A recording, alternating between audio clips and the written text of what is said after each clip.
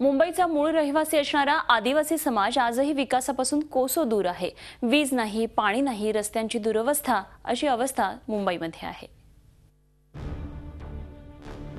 रस्त्यांची दुरावस्था, पिण्यासाठी स्वच्छ पाणी नाही, विजेचा पत्ता नाही, आरोग्य सुविधांचा अभाव, हे चित्र आहे चक्क मुंबईतलंच। देशाच्या आर्थिक राजधानीतले हे आदिवासी पाडे। नॅशनल पार्क गोरेगाव मधल्या आदिवासी पाड्यांची आज बिकट अवस्था आहे।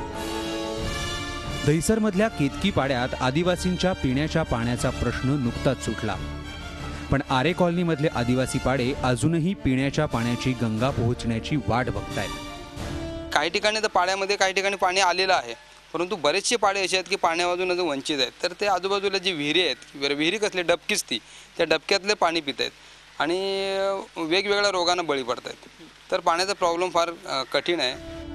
आरे कॉलनीमध्ये एकूण 27 पाडे आहेत। यात 1200च्या आसपास कुटुंब राहतात। इथल्या आदिवासींचं जीवनमान निसर्गावर अवलंबून आहे। अर्ध्याहून अधिक लोक इथं शेती करतात, तर काही लोक मोलमजुरी करून रोजीरोटी कमवतात।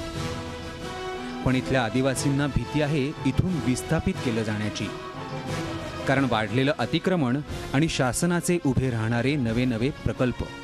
आम्हाला भाजी नाही लावली तर आम्ही करणार काय? तर तेच आता बिल्डिंग मध्ये देणार तर ते काय आम्हाला काय त्याच्यात काय ते थोडी काय देणार, काय देणार नाही। आणि ते आम्ही काय लाकडा जळवतो, लाकडा काय जळवतो तर आम्ही बिल्डिंग मध्ये लाकडा कुठे जळवणार? आम्हाला गॅस तर आम्हाला जळवायला येत नाही। इथे आम्हाला जागा पाहिजे, इथेच पाहिजे। आम्ही शेतीवाडी करतो, त्याच्यावर आमचं पोट आहे। आम्हाला नोकरी नाही, काय नाही। मुंबईतल्या आदिवासींची ही अवस्था असेल तर ग्रामीण महाराष्ट्रातल्या दुर्गम भागातल्या आदिवासींना काय भोगावं लागत असेल याची कल्पना येऊ शकेल।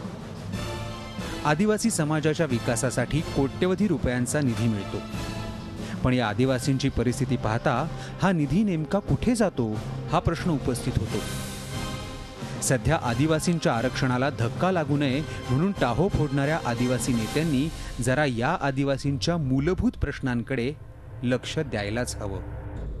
राज्याचा गाडा हाकणाऱ्या मंत्रालयापासून फक्त 35 किलोमीटरवर राहणारे हे आदिवासी बांधव आजही मूलभूत सोयीसुविधांपासून वंचित आहेत।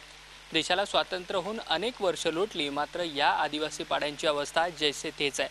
त्यामुळे आदिवासी समाजात जन्माला आलो ही आमची चूक झाली का असा संतप्त सवाल हे आदिवासी बांधव विचारतात आहे। आणि त्यांच्या या प्रश्नाची उत्तरं राज्यकर्त्यांकडे आहेत का? व्हिडिओ जर्नलिस्ट कैफ आलमसह देवेंद्र कोलटकर, झी मीडिया, मुंबई।